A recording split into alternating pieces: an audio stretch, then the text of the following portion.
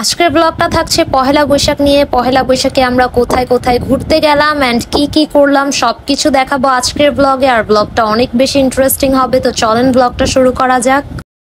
আজকে যেহেতু পহেলা বৈশাখ, তো প্রথমেই বলে নিচ্ছি সবাইকে পহেলা বৈশাখের অনেক বেশি শুভেচ্ছা। আর আজকে আমি শাড়ি পরেছিলাম, আর এটা আমার লাইফের ফার্স্ট টাইম যে আমি শাড়ি পরে পহেলা বৈশাখের দিন ঘুরতে বের হচ্ছি।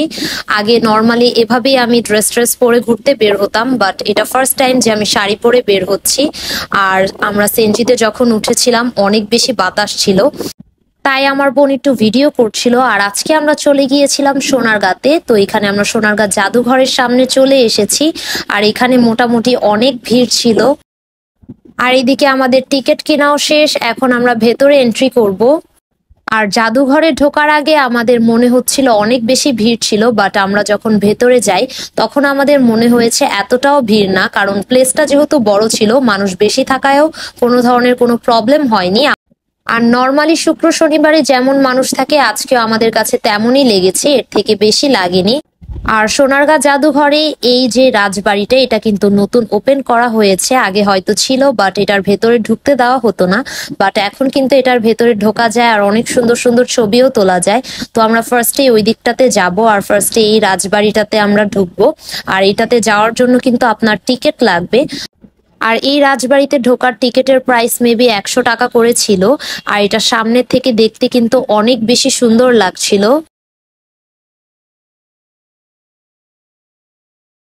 আর এদিকে আমাদের টিকিট কাটাও শেষ, এখন আমরা ভেতরে এন্ট্রি করছি। তো এই তো ভেতরেও কিন্তু ঢুকে পড়লাম, আর এখন আপনাদের সাথে চারপাশের ভিউটা একটু শেয়ার করছি। আর রাজবাড়িটা দেখতে অনেক বেশি সুন্দর লাগছিল। আর সবাই কিন্তু এখন সোনারগাঁ জাদুঘর আসলে প্রথমে এই রাজবাড়িটাতে আসে, আর এখানে ছবি তোলার জন্য সবাই অনেক বেশি এক্সাইটেড থাকে। আর আমিও অনেক বেশি এক্সাইটেড ছিলাম, মেনলি আমি এটা দেখতে এবার সোনারগাঁতে এসেছি। কারণ সোনারগাঁতে আমাদের আগেও অনেকবার আসা হয়েছে, জাদুঘর দেন অন্যান্য যেই জায়গাগুলো আছে সেগুলো ঘোরা হয়েছে, শুধু এটাতে আমাদের আসা হয়নি। তাই ভাবলাম আজকে আমরা এই জায়গাটাতেই আসি। আর আমরা এখন একটু ভেতরে ঢুকলাম, আর এখানে অনেক ছোট ছোট ঘর ছিল, আর এই ঘরগুলোর ভেতরে অনেক আগের দিনের কিছু জিনিসপত্র ছিল আর কি, রাজারা যেগুলো ইউজ করতো সেই ধরনের জিনিসগুলো ছিল। তো এগুলোই সবাই একটু ঘুরে ঘুরে দেখছিল, অ্যান্ড আমরাও একটু দেখলাম।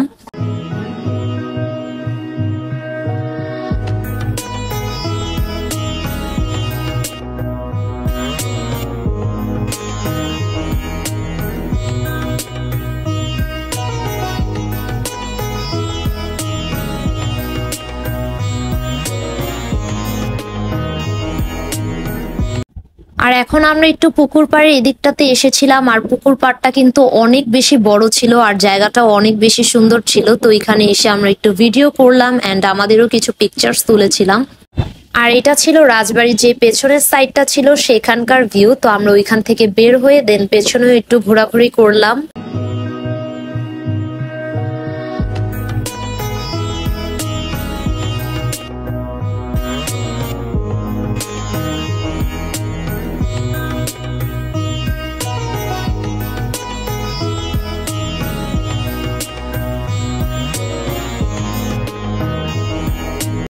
আর এখন আমরা জাদুঘরের এদিকটাতে চলে এসেছি, আর জাদুঘরের ভেতরে ঢোকা হয়নি, কারণ জাদুঘরে যেহেতু আগেও অনেকবার যাওয়া হয়েছে তাই এবার আর ঢোকা হয়নি। তো এখন আমরা একটু সামনের দিকে হাঁটাহাঁটি করছিলাম।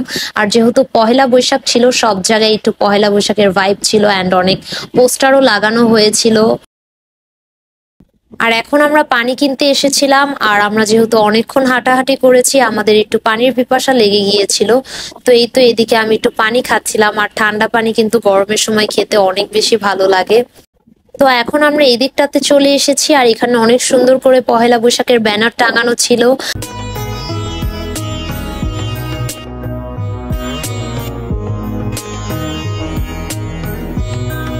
আর এখানে একটা অনুষ্ঠানেরও আয়োজন করা হয়েছিল, এখানে বাচ্চাদের চিত্র অঙ্কনের একটা অনুষ্ঠান হচ্ছিল। আর এই দিকটাতে একটা ফুচকার দোকানও দেখতে পেলাম। তো এখানে এসে আমরা একটা ফুচকা আর একটা চটপটি অর্ডার করলাম। তো অর্ডার করা হলে এখন আমরা বসে বসে ওয়েট করছি। আর এখানে আমাদের ফুচকা আর চটপটিটা কিন্তু দিয়ে দিল। আর সোনারগাঁর যেই ফুচকাটা আছে সেটা আমার অনেক ভালো লাগে, এখানে আসলে খাওয়া হয়। তা এখন আমি ফুচকাটা ট্রাই করলাম, আর ওনারা এক্সট্রা ভাবে মরিচের গুঁড়াও দিয়েছিল, তো আমি মরিচের গুঁড়াটা দিয়ে দেন ফুচকাটা খেলাম, আর ফুচকাটা অনেক বেশি মজা লেগেছিল। আর এদিকে আমি আর আমার বোনও একটু ভিডিও করে নিলাম। আর এখন আমি আর আমার বোন ভাবলাম আমরা নাগরদোলায় উঠবো, আর নাগরদোলা আমাদের অনেক বেশি পছন্দ। তো আমরা এখন ওয়েট করছি, এটার পরই কিন্তু আমাদের পালা। তো এই তো আমরা কিন্তু নাগরদোলায় উঠে পড়লাম। আর নাগরদোলা বললে কিন্তু ভুল হবে, আমার জানা মতে কাঠের যেগুলো থাকে সেগুলোকে চরকি বলা হয়, তো বাকিটা আমি জানি না। তো নাগরদোলায় ওঠা হলে এখন আমরা মেলার এই দিকটাতে চলে এসেছি, আর এখানে কিন্তু অনেক সুন্দর সুন্দর জিনিস পাওয়া যায়। আর সোনারগাঁর এই মেলাতে কিন্তু অনেক সুন্দর সুন্দর মাটির জিনিস পাওয়া যায়, যেমনটা আপনারা ভিডিওতে দেখতে পাচ্ছেন। এগুলো অনেক বেশি সুন্দর আর কালারফুল ছিল। দেন এখানে কিন্তু তাল পাতার কিছু পাখাও পাওয়া যাচ্ছিল। আর এই দিকটাতে অনেক টাইপের কাঠের শপিস পাওয়া যাচ্ছিল, আর এখানে চামচ, খুন্তি, অনেক কালারফুল পুতুল পাওয়া যাচ্ছিল, যেগুলো সবকিছুই কিন্তু কাঠ দিয়ে আর মাটি দিয়ে তৈরি করা হয়েছে। আর এখানে দেখলাম বায়োস্কোপও ছিল, আর বায়োস্কোপ আমি আগে কখনো দেখিনি, আমার বোন দেখেছিল, তাই আমার বোন বলল দেখার জন্য, তাই আমরা দুইজন মিলে বায়োস্কোপ দেখছিলাম।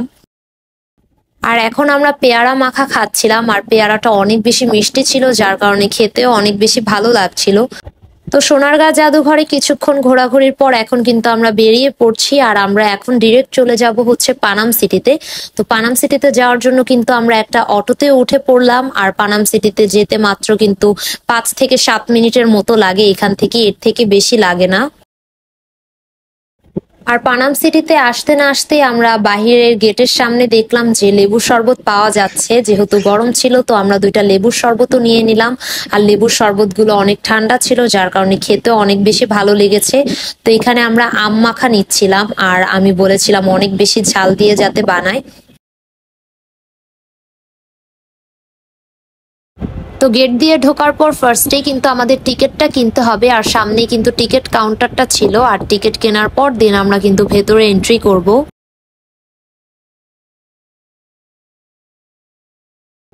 তো ভেতরে ঢুকে এখন আমি একটু দাঁড়িয়ে দাঁড়িয়ে আম মাখা খাচ্ছিলাম, আর এটা এত পরিমাণ ঝাল ছিল, আমাদের কাছে পানিও ছিল না, তো আমার অনেক বেশি ঝাল লেগে গিয়েছিল। আর পানাম সিটিতেও আমাদের আগে অনেকবার আসা হয়েছে, এটাও নর্মাল ডেতে যেমন মানুষ থাকে আজকেও তেমনই ছিল।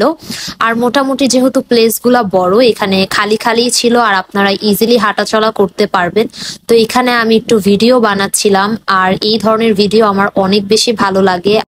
আর আগেরকার দিনের যে রাজাদের বাড়িগুলো সেগুলো আমার পার্সোনালি অনেক বেশি ভালো লাগে, যেমন এই পানাম সিটিটা আমার আগের থেকে অনেক বেশি পছন্দ, এখানে আসতেও আমার অনেক বেশি ভালো লাগে।